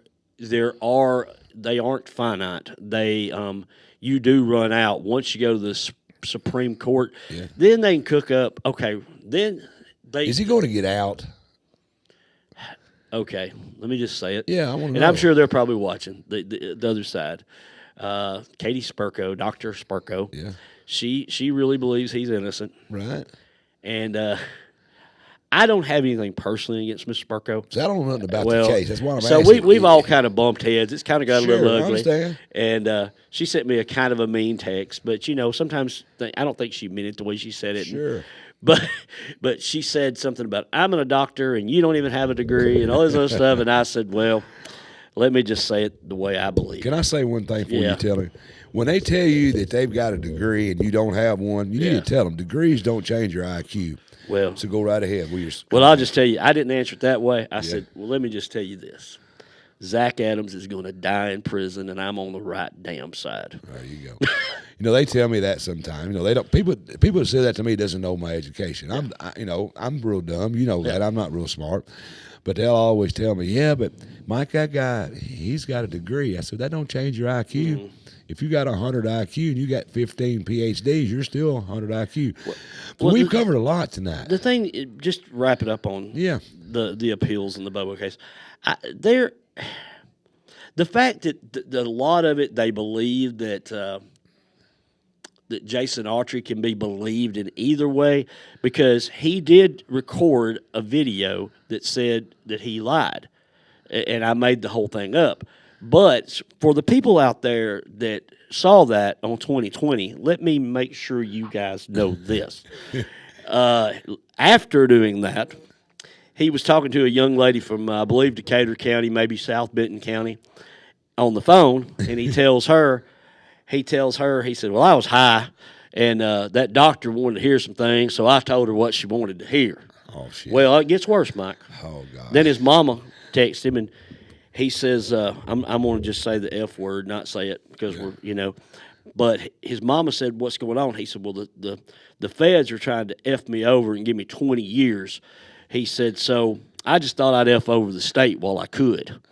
Oh, my God. So basically the judge is not going to hear from him, I don't think. Yeah. I think. You said something to me before we went on the air. Yeah. That really stuck in my head. If it sounds like hoofbeats, it's probably a horse. If you hear, the old adage is, if you hear hoofbeats, think horses, not zebras. Yeah, so that's basically where us is at. Mm-hmm. But then again, you did see zebras. But then again, I have to tell you this, and back to Swift just a minute. I was going up, and I was going with my brother, and I wanted a fresh set of eyes on the Swift case. So my brother, who knows nothing about this stuff, I said, I'll buy you some fish up at Boyette's. Come ride with me. So I take him up there, and we're going through Alamo or whatever it is. And he says, Alamo. Yeah, he says, there's giraffes over there. And I thought, it's too early for him to be drinking. And then I looked over there, and he said, there's ostriches. And I looked to my right. Well, let me just tell the rest of the story. So I turned around, and I said, y'all have known me for years, and you know that I live by the theory that when you hear hooves, think horses. But there's zebras in Tennessee. Yeah, they so are. What that told me, Mike, is even though you should go down the path that is there, sometimes it's okay to vary off and think about the other things. It is. You know, I got one thing to tell you. Beth says she sees Burton's Greenfield cap. Whoever Beth is. Well, Beth, thank you. And I wore this hat because Greenfield, and I was telling Mike, Greenfield and Westview, but especially Greenfield. Greenfield has been so good to me through the years. I actually had one of the rival teams down at the state tournament says, well, you cover Greenfield a lot. And I said, they adopted me. So I'm proud to be an honorary Greenfieldian. See, I got the little monitor right here in front of me. I do not monitor the live feeds. I do not monitor them. Dana in the back does an excellent job. She's monitoring everywhere. Wherever we're at right now live, she kind of goes through and picks out some stuff and sends it to me. Yeah. And that was one of them she sent to me. I thought it's But cool. let's end one thing about Greenfield. Yeah. Maybe some out there in internet land can answer a question. All right. Well, first of all, their color is orange, right? Yeah. But their name is Greenfield. So why are you not green? But it gets worse. Okay. They're the Yellow Jackets. So would y'all please tell me? Yeah, figure out what's Could you going be on. green or yellow or that's a maybe good one. something else? I don't know. But we've had a good conversation. It has been great, man. It's been good to be back over here in Paris. Oh, man, I'm glad to have you back. I think we covered a lot of topics tonight. We went through a lot of new stuff. If you can, put that missing guy up, the guy that Amelia was talking about. They'll find it and put it up. And we're going to share that on my page. Put the wanted poster up too if you can. We're going to put that on my page. That right there is going to be put on my page. And I want y'all, my viewers, to share that. And I was going to tell Amelia this, that up there around Duketon in South Fulton, I've got a warehouse I buy from. And they got 11 warehouses across the United States. And they travel all over. And they're from that area. So I'm going to get this poster printed out. Billy in the back come up with that idea. And I'm going to give it to them, that warehouse, and let them carry it because they go to every shop in this area. And that will cover a lot of ground right there. You know, it sure will. And I'm going to do that. I'm going to take that picture right there, and I'm going to give it to my driver when he comes by. I give him 50 of them. And I'm going to say, I want you to put this in every shop that you go to. He probably goes, that company out of Fulton will probably go to 200 shops. Yeah. And that would be something that needs to be done. That'd be carrying it all across the United States. That's good. I'm going to do that. I happen to get a message, and let me go ahead. Somebody asked about the how much more we have in the Molly Bobo case. Yeah. But we'll be back in court in May. I don't think that will end it, but I think that'll be one of the things. It will be one step closer to ending it, I think, at that point.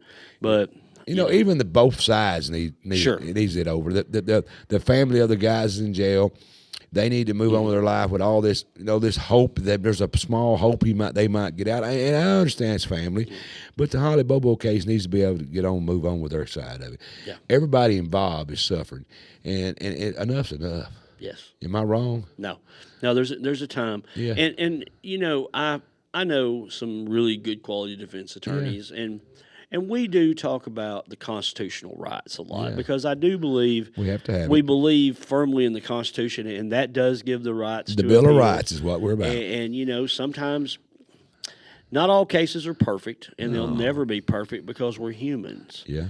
But I just wish this one would end for everybody, for Bobo, both sides. Yeah, Bobo family especially. I know they're the one that lost their daughter, and I feel for them. I do.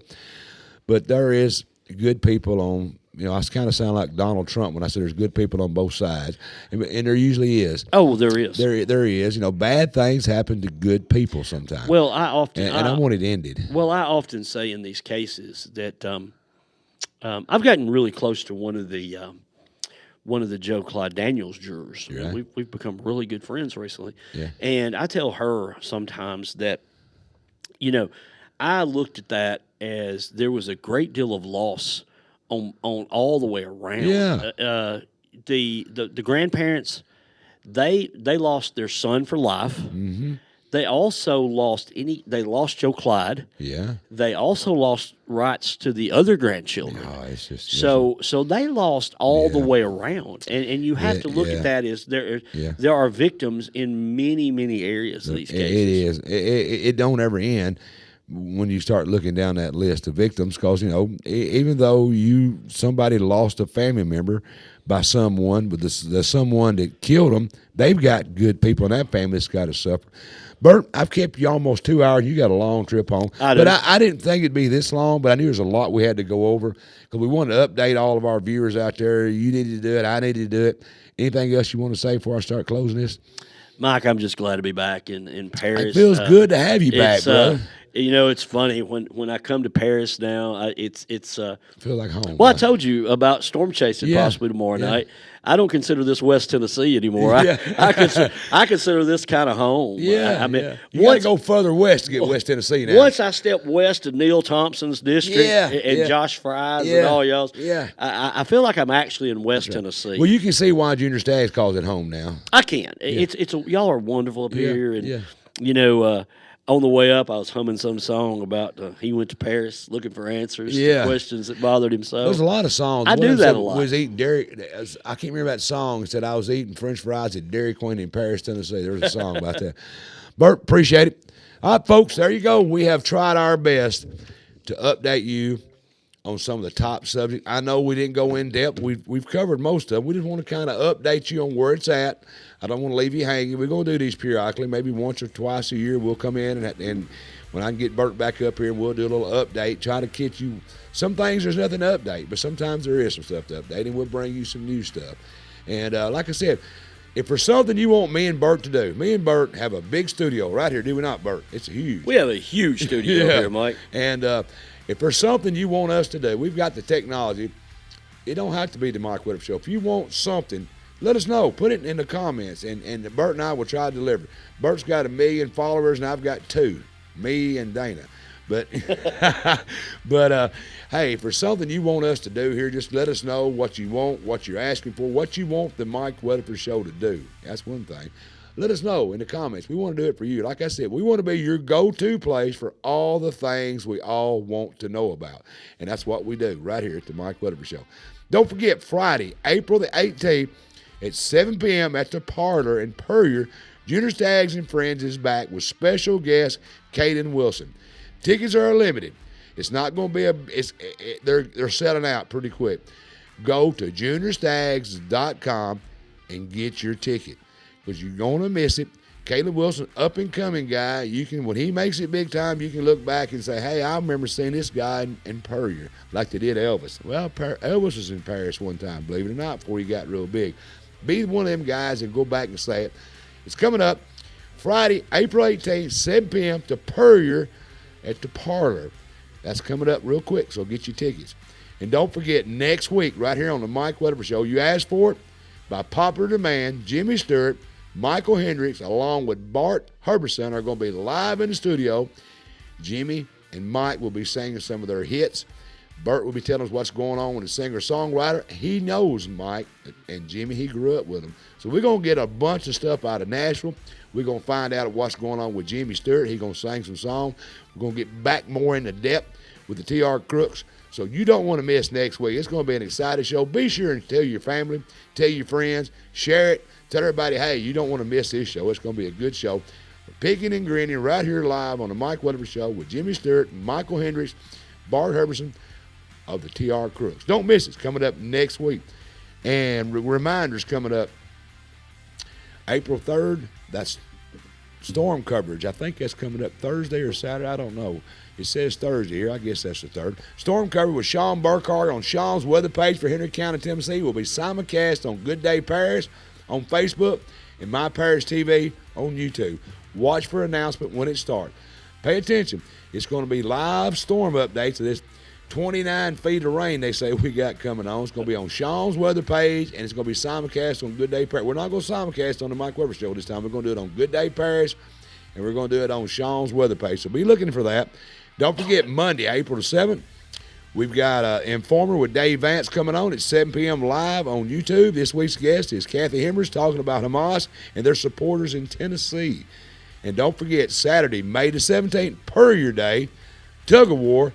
If you think you're big and you think you're bad, but basically if you think you're tough enough, put a team together. Call me. I'll hook you up with some people you can pull against. Let's see who the winner of the tug of war will be in Puryear Day coming up May the 17th right here in Puryear, Tennessee. And don't forget, April the 6th, Sunday, this coming Sunday, April 6th, we launch our newest show right out of the Brewer Street Mafia. It's Sportscast with Jeremy Buckaloo. He's going to be talking with the new football coach, Josh Wolf. He's coming up right here, April the 6th, Jeremy Buckaloo's premiere with, you need to find it, Sportscast. Go on to Facebook right now, so don't forget it. Find Sportscast with Jeremy Buckaloo. Put it back up there if you would in the back. Sportscast with Jeremy Buckaloo. Find it, follow it so you can keep up with it. Right there it is. And you won't want to miss it. He's got the new football coach for Henry County. He's going to do every sport there is, boxing, football, you name it, race car drivers. Jeremy's going to cover it all. Don't forget it, coming up this Sunday, April the 6th, Sportscast Live with Jeremy Buckaloo. I want to thank my crew in the back, Kevin Keel, Scott Norwood, Billy Busey, and Damon Allen. Without them, I couldn't do what I do. Now, Bert, I got to tell you one thing. I don't know if you've got one of these or not. Well, I do, but I'll take another. You already got one? Yeah. You right. initiated me into the mafia. Oh, you're already in the mafia? I'm already in the mafia. You're already in the mafia. I didn't want to make sure. I want to appreciate you I appreciate for coming you, in, brother. We'll do it again. Oh, always. And maybe they'll come up with something they want me and you to do, and we'll do it. We got all the fancy equipment here. You know, we got that little fancy thing. What do you call that right there, little thing?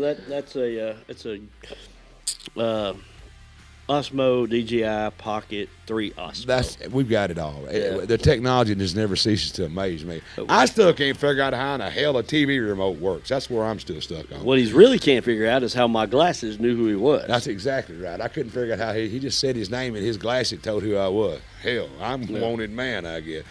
Tune in next week, same time, same place, and like I always say, help me out here, Bert. Don't be late.